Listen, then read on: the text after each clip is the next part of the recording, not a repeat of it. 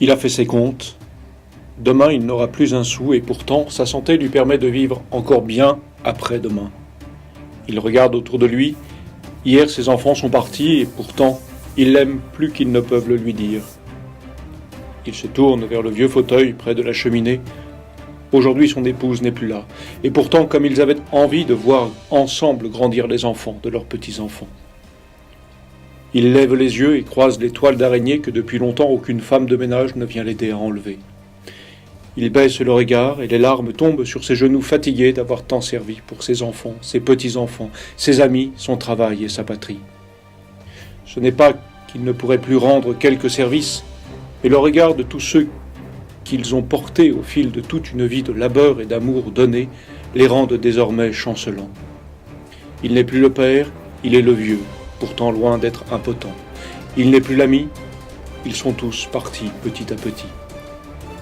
Il n'est plus le grand-père, il est le rappel honteux de ce qui les attend un jour, pourtant pas si lointain, tant la vie passe vite.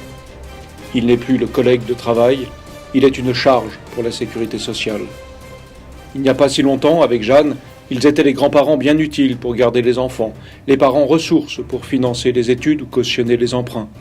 Avec le club de l'âge d'or, ils faisaient tourner l'économie du tourisme et les associations n'avaient de cesse de les solliciter pour leur bénévolat ou le 66% d'imposition. Mais aujourd'hui, la retraite de Jeanne a disparu, la sienne ne suffit plus et les enfants n'ont plus les moyens de l'aider. Ils sont loin, inquiétant de le savoir seul que de devoir s'occuper de lui quand ses genoux l'auront définitivement abandonné. C'est vrai, il fait partie d'une génération qui a bien profité du système, sans doute trop. Comme tous à l'époque, il pensait que le progrès avait mis fin à la misère. Mais aujourd'hui, le système ne veut plus de lui. Il n'est plus qu'une ligne comptable sans âme. Pourtant, en parcourant cette salle à manger qui se souvient des grands événements de sa vie, de sa famille, qui porte sur les murs tant de souvenirs de voyage, il lui semble bien, lui, qu'il est toujours un être humain.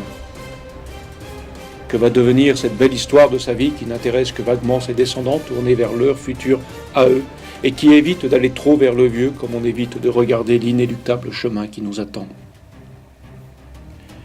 Il se rend bien compte qu'il est de trop pour la société qui ne sait plus le porter comme autrefois on accompagnait jusqu'au dernier soupir l'ancien qui emportait avec lui une part de l'histoire familiale qu'on savait pourtant encore se raconter.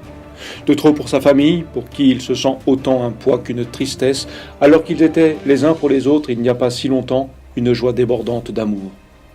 Enfin, il le croyait. De trop pour lui-même, puisqu'on le regarde comme inutile, lui qui a tant à apprendre aux plus jeunes, tant encore de mémoire à faire passer, lui qui aurait pu être pour eux l'occasion d'un témoignage de reconnaissance pour tout ce qu'avec Jeanne ils ont fait pour le fils, pour la fille et ses enfants, pour le cousin Charles si longtemps au chômage, pour la France dont il a défendu les couleurs et dont elle consola les enfants. En fermant la porte de sa maison, il fait passer son regard sur des décennies de bonheur avorté, comme on couvre de drap une maison qui s'éteint. Son pas lent mais assuré longe les berges de ce fleuve qu'il a vu grandir et vieillir et dont le courant emporte sa dernière espérance.